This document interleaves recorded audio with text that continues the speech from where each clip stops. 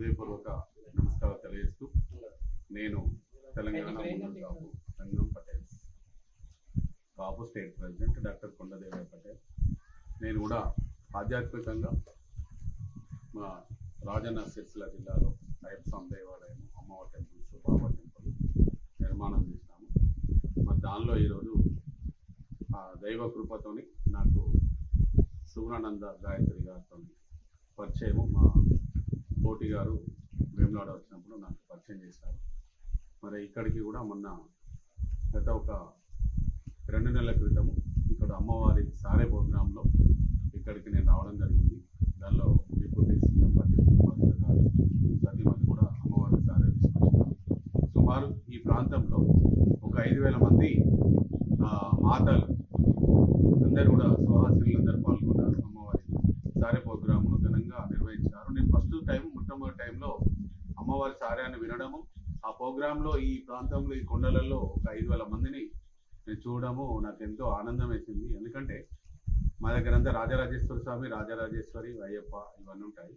కానీ ఇక్కడ విజయవాడ దగ్గరలో ఒక 20 కిలోమీటర్ల దూరంలో నందిగామ దగ్గర వీళ్ళపాలెం మరి కంచికచర్ల గ్రామంలో ఈ కొండలలో సుగుణానంద గాయత్రి గారు వారు నివాసి, తెలంగాణ రాష్ట్రము కోడంగల్ దగ్గరలో వారు. మా దానిలో నిజంగా చెప్పాలంటే బ్రాహ్మణులలో ఇంకా వేరే దానిలో అందరూ ఈరోజు స్వాములు ఉన్నారు. కానీ మా కాపులలో నేను ఎప్పుడు కర్ణాటకలో చూశాను, చాలా ఎక్కువ మంది స్వామీజీలు, ఈ ఉపాసకులు, అమ్మవారి ఉపాసకులు ఇవన్నీ చూశాను. కానీ మాకు మా తెలంగాణ రాష్ట్రం నుంచి సుగుణానంద గాయత్రి గారు గత ఒక 15 సంవత్సరాల కిందట వారి సంకల్పము, వారు అక్కడ హిమాలయాల్లో వెళ్ళడము, కేదార్నాథ్లో అక్కడ నాగ సాధువులతోని వారు తపస్సు, బ్రహ్మ గృహలో తపస్సు చేయడము, వారికి ఆ హిమాలయాల్లోనే ఆయన జీవితం అంతా అక్కడే గడిచిపోయే అనుకున్నారు. కానీ వారి గురువు గారు మీరు తప్పకుండా మీకు ఒక ప్రదేశంలో మీరు అమ్మవారి టెంపుల్ నిర్మాణం చేయండి, లలిత పంచాయతీలు, మరి వినాయకుడు, శివుడు, సూర్యుడు, మరి విష్ణుమూర్తి టెంపుల్ నిర్మాణం చేసి అక్కడ లోక కళ్యాణార్థము దీర్ఘ చతురస్ర యాగం చేయాలని సంకల్ప బలంతో వారి ధ్యానంలో ఈ ప్రదేశంను చూసి ఇక్కడికి రావడం జరిగింది.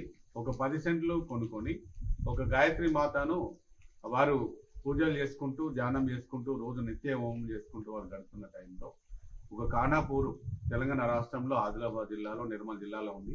ఖానాపూర్ మండలం నివాసి మన పద్మశాలి వారు శ్రీనివాస్ గారు, నల్ల శ్రీనివాస్ గారు ఇక్కడ అప్పుడు 1,20,00,000 రూపాయలు పెట్టి ఈ 4 ఎకరాల భూమిని వారికి వారికి ఇవ్వడం జరిగింది. మరి వారి ఈ భూమిలో ఇక్కడనే ధ్యానం చేసుకుంటూ, అమ్మవారి పూజ కార్యక్రమాలు చేసుకుంటూ లోక కళ్యాణార్థం దీర్ఘ చతురస్ర యాగం చేయాలంటే లలితాంబ టెంపుల్, లలిత పంచాయతనం ఈ టెంపుల్ అని పూర్తి చేసిన తర్వాత వారు మళ్ళీ ఒక 12 సంవత్సరాలు ఈ పూజా కార్యక్రమాలు ఎప్పుడు వెనుకట మనము ఆ దేవతల కాలంలో అప్పుడు ఈ దీర్ఘ చతురస్ర యాగం చేశారు. మరి అప్పుడు ధర్మరాజు అప్పుడు ఈ దీర్ఘ చతురస్ర యాగము చేస్తారు. దాని తర్వాత తెలంగాణలోనే ఈ రాష్ట్రంలో ఆంధ్రప్రదేశ్ 2 రాష్ట్రాల మధ్యలో ఈ అమ్మవారి టెంపుల్ నిర్మాణం పూర్తయిన తర్వాత లోక కళ్యాణార్థం ఆ కార్యక్రమం చేస్తారు. ఆ కార్యక్రమంలో 12 సంవత్సరాలు ప్రతి ఒక్క భక్తులు కూడా అందరూ కూడా పాల్గొనొచ్చు.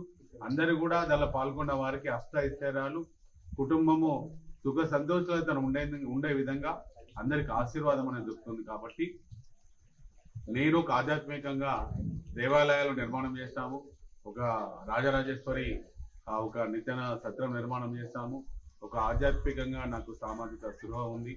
కాబట్టి ఈరోజు ఇక్కడ దాకా కూడా మాకు అమెరికా ఏదైతే అమెరికాలో మొన్న ఒక పెద్ద ఈవెంట్ చేస్తామో అక్కడ వాషింగ్టన్ డీసీలో పార్లమెంట్ హౌస్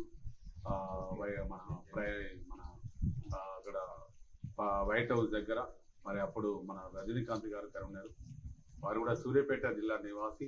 మరి ఈరోజు ప్రపంచంలోనే కాపులందరినీ కలపాలనే ప్రయత్నంలో ఈరోజు స్వామి గారితో పరిచయము, ఈరోజు కూడా వారు ఇక్కడ రావడము, వారితో పాటుగా మాకు మా జర్నలిస్ట్ ఫోరం ప్రెసిడెంట్ కొత్త లక్ష్మణ్ పటేల్ వారు కూడా మేము ఇక్కడ ముగ్గురం ఇక్కడ రావడం జరిగింది. నేను ఇదివరకు వచ్చాను కాబట్టి మళ్ళీ ఇక్కడ ఒకసారి వచ్చి ఈ ప్రాంతంలో దీన్ని మరి స్వామీజీకి కొంత మాతోని సహకారం అందే విధంగా మరి ఎందుకంటే ఒక సంకల్ప బలం అనేది ఉంటుంది, కానీ దానికి తగిన వనరులు, ఆర్థిక వనరులు అనేది కావాలి. కాబట్టి మేము ఈరోజు ఇక్కడికి వచ్చి చూడము, దీని ద్వారా అందరికీ ఒక పరిచయ కార్యక్రమం చేసి ఒక దేవాలయం నిర్మాణం జరుగుతుంది.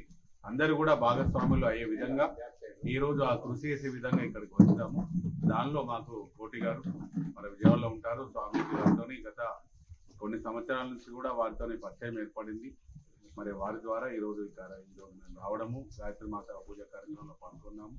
మరి తప్పకుండా మేము తెలంగాణ ఆంధ్ర ప్రాంతంలో ఉన్న ప్రతి ఒక్కరు కూడా, భక్తులందరూ కూడా ఈ లోక కళ్యాణార్థము చేసే దీర్ఘ చతురస్ర యాగంలో మరి దానికంటే ముందుగా టెంపుల్ నిర్మాణ కార్యక్రమంలో మీరందరూ పాల్గొని ఆ నిర్మాణం పూర్తి చేసి మనందరూ కూడా భాగస్వామ్యమై అమ్మవారి ఆశీర్వాదం తీసుకోవాలని ప్రతి ఒక్కరిని కూడా నేను భక్తులందరినీ నేను కోరుచున్నాను.